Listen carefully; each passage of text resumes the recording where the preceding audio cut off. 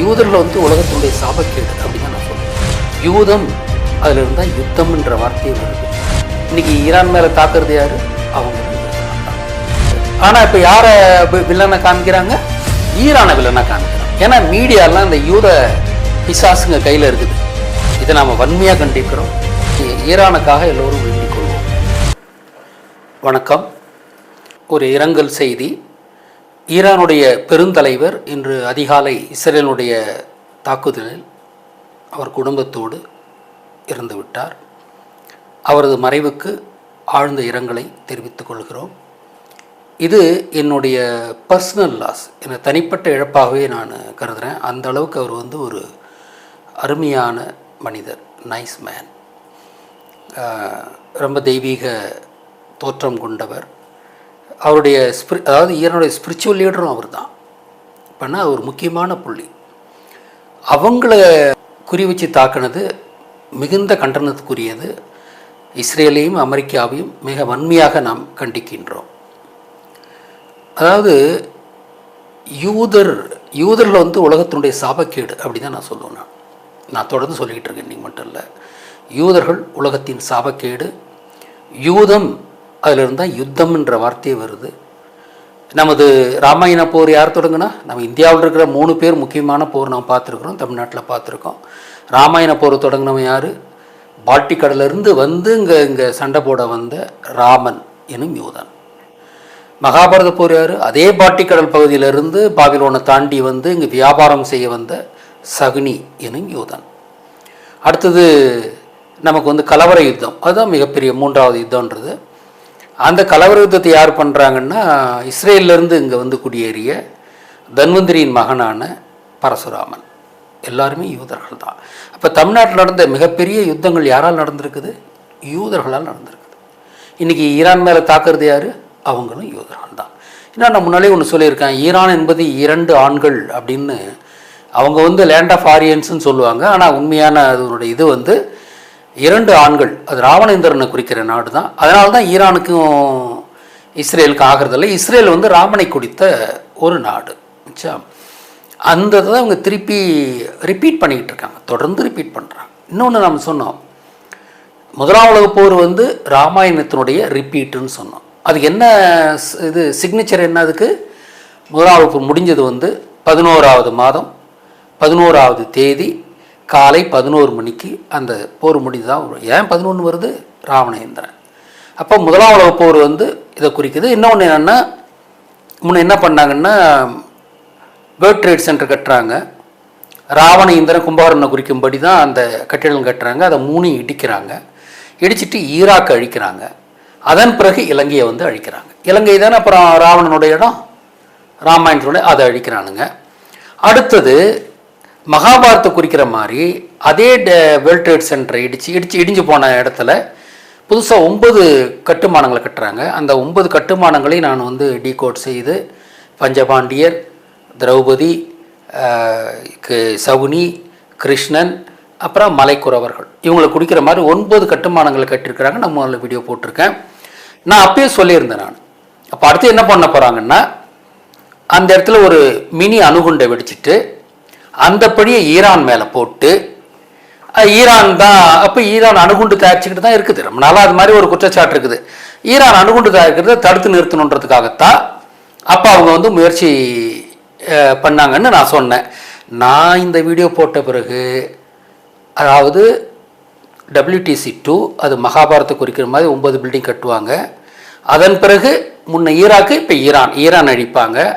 அதன் பிறகு தமிழகத்தை அழிப்பாங்க. முன்ன வந்து இலங்கை, இப்போ தமிழகத்தில் வந்து இந்தியாவின் அங்கமாக இருக்கிறதால என்ன பண்ணுவாங்கன்னா, இது 2ஆம் மகாபாரத போர் தானே, அப்போ சகுனி. அதனால் சகுனியை குறிக்கும்படி 6 அணு உலை, ஏன்னா நம்ம சகுனியை நாம் கொன்று கடலில் தூக்கி போட்டோம். அதனால் கூடங்குளத்தில் 6 அணு உலைகளை சகுனியை குறிக்கும்படி கட்டி அதை வெடிக்க வச்சு, அதாவது சகுனி நம்ம மேலே பழி வாங்குற மாதிரி பண்ணுறதுக்காகத்தான் 6 அணு உலை கட்டிருக்காங்கன்னு நான் பாச்சியாக சொல்லிட்டேன். இவ்வளோ வெளிப்படையாக சொன்னதால் அதை அவங்களால செய்ய முடியல. இல்லாட்டி போனால் 2021 2022 அதை செஞ்சுருப்பாங்க.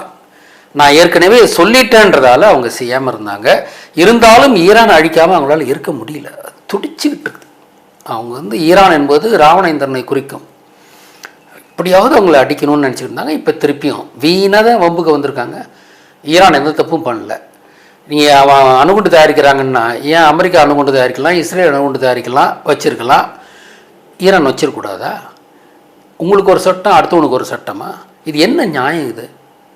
உலக மக்கள் எல்லாம் இன்று ஈரானோடு ஒன்றிணைய வேண்டும், ஈரானுக்கு ஆதரவாக இருக்க வேண்டும். சோஷியல் மீடியாலாம் தயவு செய்து பேசுங்க. இந்த அக்கிரமத்தை, அநியாயத்தை நாம் ஏற்றுக்கொள்ளக்கூடாது. சும்மா இருந்த ஒரு நாட்டு மேலே இது பண்ணுறாங்கன்னா யாருக்குமே இங்கே பாதுகாப்பு இல்லைன்னு தான் அர்த்தம் ஆகுது. இதெல்லாம் நீங்கள் அனுபவிக்கவே கூடாது. முன்னையுமே வந்து 12 டே வார் நடந்தது. அப்பயும் இஸ்ரேல் வந்து ஈரானை தாக்குனாங்க. இப்பயுமே அமெரிக்காவும் உங்களுக்கு சேர்ந்துக்கிட்டு தாக்குறாங்கன்னா சும்மா இருந்த நாட்டு. ஆனால் இப்போ யாரை வில்லனை காமிக்கிறாங்க? ஈரானை வில்லனை காமிக்கிறாங்க. ஏன்னா மீடியாலாம் இந்த யூத பிசாசுங்க கையில் இருக்குது. உலக மீடியாக்கள் எல்லாம் இந்திய மீடியாவும் என்ன இங்கே பிராமணன் கையில் தானே இருக்குது. அவங்களாம் யூதர்கள் தானே. இந்திய யூதர்களுக்கு பிராமணன்னு பேர். எல்லாம் இவங்க கையில் இருக்குது. பொதுமக்கள் அவங்க சொல்கிற கதையை வாங்காதீங்க. நீங்கள் மெயின் ஸ்ட்ரீம் மீடியாவில் பேசுகிறதெல்லாம் நம்பாதீங்க. சோஷியல் மீடியாலாம் நல்ல நல்ல எண்ணம் கொண்டவர்கள் அகில இந்தியாவிலும் உண்மையை பேசி செய்திகளை பகிருங்கள். இவங்க நேரேட்டிவெல்லாம் மாற்றணும். ஆனால் இப்போ சோஷியல் மீடியா வந்த பிறகு தான் உண்மைகள் தெரிய ஆரம்பிச்சிருக்கு நமக்கு. அதனால் இதை நாம் வன்மையாக கண்டிக்கிறோம். அந்த ஈரான் மேல் தாக்குதலையும் அதை அவங்க மத தலைவரையும் போற்றத்தகுந்த ஒரு தலைவரையும் நல்ல மனிதரையும் கொன்றது வந்து ஏற்றுக்கொள்ள முடியாத ஒன்று. அவங்க என்ன பண்ணுறாங்கன்னா இது ஒரு சைக்கலாஜிக்கல் வார்ஃபேர் மாதிரி. முதல்ல அவர் அடிச்சுட்டா நிலை குலைஞ்சி போயிடுவாங்கன்றதால என்னென்னா அவங்களுக்கு சுலபமாக வெற்றி கிடைக்குன்ற மாதிரி தான் இதெல்லாம் பண்ணுறாங்க. எப்பயுமே அவங்க பண்ணிக்கிட்டு தான் இருக்காங்க. யூதர்களை பொறுத்த வரைக்கும் போர் தர்மம்னு அவங்களுக்கு எதுவும் கிடையாது. மற்றவங்களுக்கெல்லாம் உண்டு. போர் தர்மமே இருக்காது.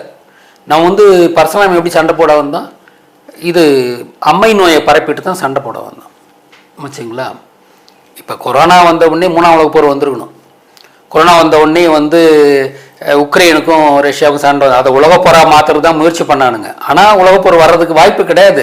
அப்படின்றதால எல்லாருமே அதை வெறுக்கிறாங்க. ஏன்னா பெரிய பொருளாதார இழப்பு வரும், பெரிய நஷ்டங்கள் உண்டாகுன்றதால யாரும் அதை வாங்கலை. ஆனால் இப்பயுமே வந்து அது ரீஜனல் வார்ஃபேராக தான் முடியும் நினைக்கிறேன். அது உலகப்போராக மாறுறதுக்கு வாய்ப்பு இல்லை, மாறவும் கூடாது. ஏன்னா பெரிய இழப்புகளை நம்ம சந்திக்க வேண்டியிருக்கோம், பெரிய பின்னடைவுகளை சந்திக்க வேண்டியிருக்கோம். எல்லாருக்கிட்டையும் அணு ஆயுதங்கள் இருக்குது. அதனால் அந்த உலகப்போர்லாம் மூடக்கூடாது. ஈரான் மக்களுக்காக, அநியாயம் செலுத்தப்படும் ஈரான் மக்களுக்காக நாம் அனைவரும் ஒவ்வொரு தமிழரும் வேண்டிக் கொள்ளுங்கள், தொடர்ந்து வேண்டிக் கொள்ளுங்கள். அந்த போர் நிற்கும் வரை தொடர்ந்து ஈரானுக்காக நம்முடைய வழிபாடு இருந்தால் ஈரான் நிலைத்திருக்கும். ஈரான் என்பது ராவணேந்திரனை குறித்த நாடு. அவர்கள் நம்மவர்கள்.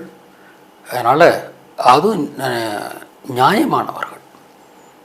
ஆச்சா, இப்போ யூதனுக்கெல்லாம் எந்த வரமுறையும் கிடையாது. ஆனால் இஸ்லாமியர்கள் அப்படி கிடையாது. இஸ்லாமியர்கள் வந்து ஒழுங்கை கடைபிடிக்கிறவங்க. அதனால் அவங்க மேலே இந்த அநியாயமான போர் வந்து ஏற்புடையதே இல்லை. நான் அணுகுண்டு வச்சுக்கலாம், நீ வச்சக்கூடாதுன்றது எந்த விதத்தில் நியாயம் சொல்லுங்கள்? இது எப்படி உலக நீதி ஆக முடியும்? ஈரான் அணுகுண்டு செய்யறது சரின்றதுக்கு இப்போ இந்த போரே ஒரு இதாக வந்துருச்சு. டிட்டரன்ஸ் வச்சுருக்கணுமா இல்லையா? இப்போ ஈரான்கிட்ட அணுகுண்டு இருந்தால் இவங்ககிட்ட வந்திருக்க மாட்டானுங்க. அப்போ ஈரான் ஒவ்வொருத்தருக்கிட்டையும் அணுகுண்டு இருக்கணும். இந்தியா கிட்ட இருக்குல்ல, பாகிஸ்தான் கிட்ட இருக்குல்ல, ஏன் ஈரான் வச்சக்கூடாது? அமெரிக்கா கிட்ட இருக்குது, இது இஸ்ரேல் கிட்ட இருக்குது, பெரிய நாடுகள் எல்லாத்துக்கிட்டே இருக்குது. லண்டன், இது ஃப்ரான்ஸு, ரஷ்யா, எல்லா நாடுகள்கிட்ட இருக்குது, சைனா, எல்லா நாடுகிட்ட இருக்குது, கொரியா. ஏன் ஈரான்கிட்ட இருக்கக்கூடாது? இது என்ன ஓர வஞ்சனா? நான் வச்சுக்கலாம், நீ வச்சுக்கூடாதுன்னு எந்த விதத்தில் நியாயம்? அதனால் அனைத்து மக்களும் ஈரானுக்காக வேண்டிக் கொள்ளுங்கள். இந்த போர் முடியும் வரை ஈரான் வெல்ல வேண்டும் என்று கடவுளை பிரார்த்தியுங்கள். நம்மால் முடிந்தது அதுதான். நமது இந்திய அரசாங்கமே அநியாயம் பிடித்த அரசாங்கமாக தான் இருக்கிறது. இப்போ மோடி அங்கே போயிட்டு வந்த பிறகு தான் இந்த சண்டையும் ஆரம்பிச்சிருக்கு. இந்த சண்டைக்கு பின்னால் இந்தியாவும் இருக்குது. இந்தியாவின் சாபக்கேடு பிராமணர்கள். ஆச்சா, இவங்க வந்த பிறகு தான் நம்ம வந்து நமது சாதிகளாக பிரித்து வர்ணாசிரமத்தை உண்டு பண்ணி என்றைக்கு அவங்க இந்தியாவுக்குள்ளார் நுழைஞ்சாங்களோ பிராமணர்கள், அன்னைக்கு வந்து யூதர்கள், அன்னைக்கு வந்து நம்ம குட்டிச்சவரை போனோன்றது தான். எல்லாரையும் வந்து ஹியரார்க்கியெல்லாம் இவன் மேலே, அவனுக்கு மேலேன்னு 4 வருடம் தான் 5 வரணும். 5 வரணும் 4 வரணுன்றதுலாம் கிடையாது. அதாவது பஞ்சமர்ன்றது வந்து சோஷியல் அவுட்காஸ்ட், தீண்டத்தகாதவர்கள் அப்படின்னு 5 வர்ணங்களாக பிரித்து வச்சது இவனுங்க தான். ஸோ அதனால் அவங்களால நமக்கு நடந்ததெல்லாம் போதும். இன்னும் இந்தியா வந்து பிராமண கையில் தான் இருக்குது. அதையும் நாம் மீட்க வேண்டும். அதை மீட்கிறதுக்கு என்ன ஒரு வழின்னா, எலக்ட்ரானிக் ஓட்டிங் மிஷினை ஒழிச்சாகணும். தயவுசெய்து மக்களே, பிராமணன் இந்தியாவை தனது கைக்குள் வைப்பதற்கு வைத்திருக்கிற நவீன ஆயுதம்தான் electronic voting machine. Paper ballot வரணும், அன்னைக்கு போட்ட ஓட்ட அந்த இடத்துலையே எண்ணணும், ஒவ்வொரு பூத்துலையும் எண்ணணும், கேமரா முன்னால் எண்ணணும். இதுதான் நாம் வைக்கிற கோரிக்கை. ஆச்சா, அதாவது எலக்ட்ரானிக் ஓட்டிங் மிஷின் இருக்கக்கூடாது, பேலட் பேப்பர் வச்சு தான் எலெக்ஷன் நடக்கணும். அது மட்டுமல்ல, நடந்த இடத்திலேயே ஒவ்வொரு பூத்திலேயே அன்றே அது எண்ணப்பட வேண்டும். அப்போ தான் உண்மையான ஜனநாயகம், மக்கள் விரும்பும் ஜனநாயகம் இங்கே வரும். இதெல்லாம் பிராமணன் வந்து தன்னை, இந்தியா வந்து பிராமணன் கட்டுப்பாட்டு இருக்குன்னு இப்போ ட்ரம்ப்போட அசோசியேட் ஒருத்தர் சொல்லியிருக்கார் இல்லையா சமீபத்தில், இந்தியாவை ஆள்பவர்கள் பிராமணர்கள் தான் சொல்லியிருக்காரு. அது ஊரறிஞ்ச உண்மையை அவரும் சொல்லியிருக்கார். ஆச்சுங்களா, பிராமணர்கள் இந்த மண்ணுக்கு உகந்தவர்கள் அல்ல, உரியவர்களும் அல்ல, அவங்க வந்தேரிகள். அவங்க தான் அந்த நாட்டை ஆண்டுகிட்டு இருக்கிறாங்க. இன்றைக்கி திரைமறையில் இருந்துக்கிட்டு ஆண்டுகிட்டு இருக்கிறாங்க. அம்பேத்கரை பற்றி உங்களுக்கு தெரியும் இல்லையா? அம்பேத்கருக்கு ஒரு பிராமண பொண்ணு கல்யாணம் பண்ணி விட்டு கான்ஸ்டியூஷன் எழுதுனது யார்? பெனகல் நரசிங் ராவ்ன்ற ஒரு பிராமணன். எல்லாம் சதி. இங்கே இதிலிருந்து நாம் மீளணும். இந்தியாவை பிராமண ஆதிக்கத்திலிருந்து நாம் மீட்க வேண்டும்.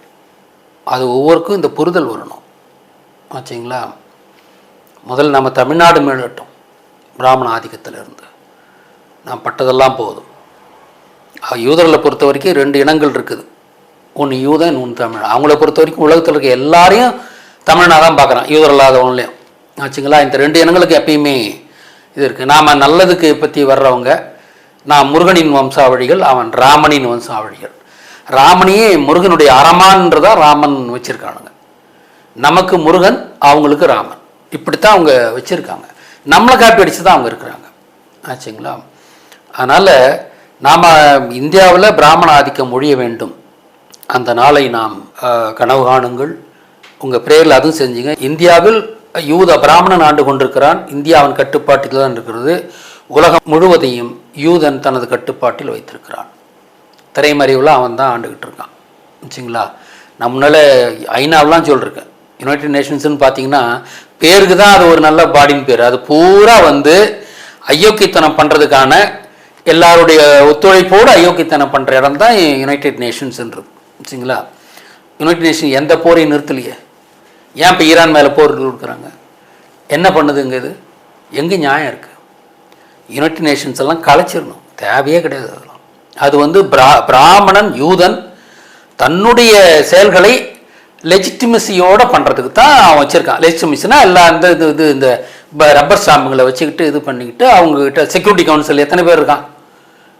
செக்யூரிட்டி கவுன்சில் வச்சுருக்கோம் எல்லாமே இந்த யூதர்கள் தான் இருக்காங்க. அதில் இந்த உலகத்தை யார் மேலே சண்டை போகணுன்றதெல்லாம் இவனு தான் முடிவு பண்ணுறாங்க. இந்த நிலை மாறணும். உலகம் தன்னெழுச்சியாக யூதர்களிடமிருந்து விடுதலை பெற வேண்டும். இந்தியா பிராமணர்களிடமிருந்து விடுதலை பெற வேண்டும், தமிழ்நாடும். அதனால் அங்கங்கே அந்த மக்களின் ஆட்சி வரணும். இந்த இந்திய பிராமணர்கள் வெற்றி பெறுவது காரணமாக இருக்கிறது வந்து எலக்ட்ரானிக் ஓட்டிங் மிஷின். அது ஒழிக்கப்பட வேண்டும். பேப்பர் பேலட் மூலமாக எலெக்ஷன் தேர்தல்கள் நடத்தப்பட வேண்டும். அந்த பேலட்டையும் அன்னன்னைக்கே அந்தந்த பூத்துலேயே கேமரா முன்னால் எண்ணணும். இதுதான் நாம் வைக்கிற கோரிக்கை. ஸோ அந்த மாதிரி நாம் நல்லதொரு ஜனநாயகம் இந்தியாவிலும் தமிழ்நாட்டிலும் ஏற்படும்படி நாம் வேண்டுவோம். ஈரான் காக்கப்பட வேண்டும் என்று அனைவரும் வேண்டுவோம். இந்த போர் நடக்கும் காலம் முழுவதும் தினந்தோறும் நிரந்தரமாக வேண்டுங்கள். வணக்கம்.